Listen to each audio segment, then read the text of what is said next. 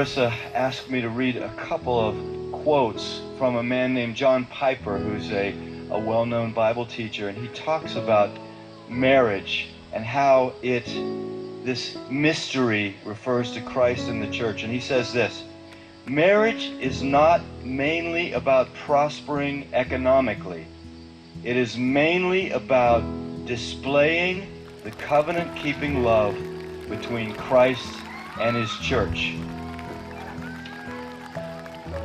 He says, knowing Christ is more important than making a living. Treasuring Christ is more important than bearing children. Either way, it is short. It may have many bright days, or it may be covered with clouds. But if we set our face to make of marriage mainly what God designed it to be, no sorrows and no calamities can stand in our way. Every one of them will be not an obstacle to success, but a way to succeed.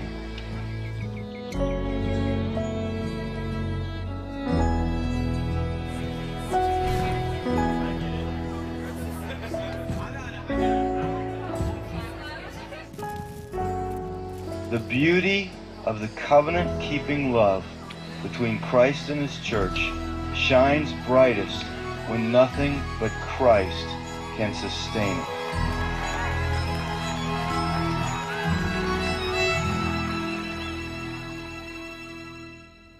Ian and I first met in 2005 at college and had a blast for 10 months getting to know each other. And I was looking through and I found one of my favorite pictures, which I think was actually taken right before his accident. He set up a camera on his tripod, and it's just a classic Ian face that to me sums up who he is.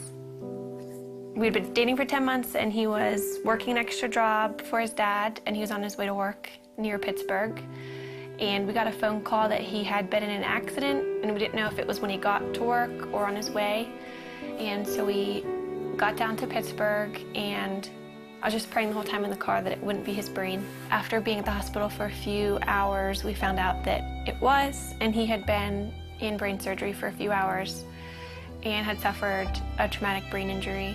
God totally spared his life. One night he was failing 4 out of 5 brain activity tests, and the next morning he was doing well and his brain was starting to respond again.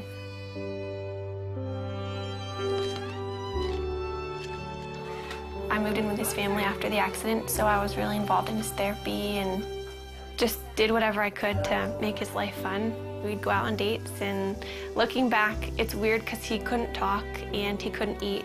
So we probably looked like complete weirdos being on dates, but we had a blast, and I just talked to him all the time.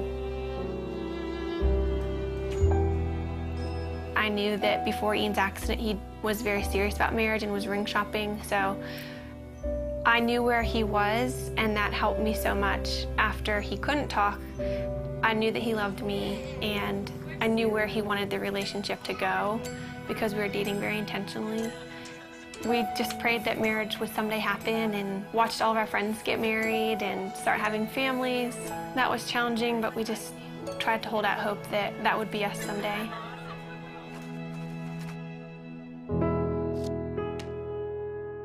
This is our board of gratefulness, and we encourage anybody who comes in to write a note of something that they're thankful for. It could be really small. Mine is just Saturday mornings, and it's just a good way that we've found to be just practicing gratefulness. And Ian, I think half of yours say my wifey, which is pretty cool.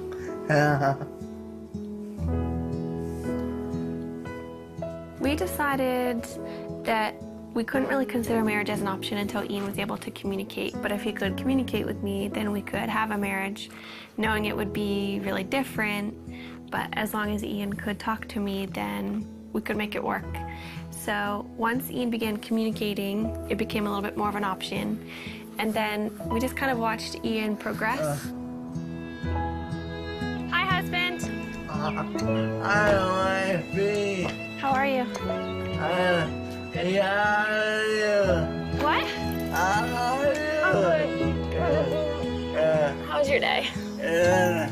Yes. A conversation I had with his dad, it was one of those conversations where I realized this could happen. Then that August, his dad was diagnosed with brain cancer. And at that point, his dad's biggest concern was Ian and I, and whether or not we were going to get married or step away from our relationship. He wanted us to make a decision to move our lives in some direction.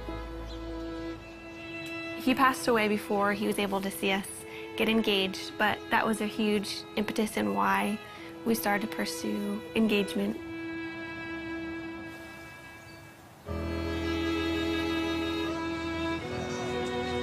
Throughout premarital counseling, we just used this momentary marriage. It was so helpful because John Piper talked a lot about primary things and secondary things, which is really important for us because when we're walking out our marriage practically, Ian can't do the secondary things like working or making a meal for me. Everything that's primary, though, he can do, which is leading me spiritually. Ian always comes back to the foundational truths of who God is and kind of reels me back in from my emotions, and that's the most important thing. We have two friends that we're going through the book with. I think we've just been able to help them see that maybe the little things that they're excited for about marriage are worth being excited about, but they're not the end all and be all of their marriage. But we also have so much to learn, and we're learning from them and things that they share because our relationships are different and we can glean different things from each other. I think what helped us in deciding to make this commitment to each other, at least for me, is knowing that Ian wouldn't have left me if the roles were reversed, and that we love each other and we know that God's going to be faithful to our marriage. We're able to love each other with, I think, a more Christ-like love because of Ian's disability, and just to understand that picture a little bit better than if you were healthy. Yeah. Do you agree? Yes. What about God enables you to have a happy marriage?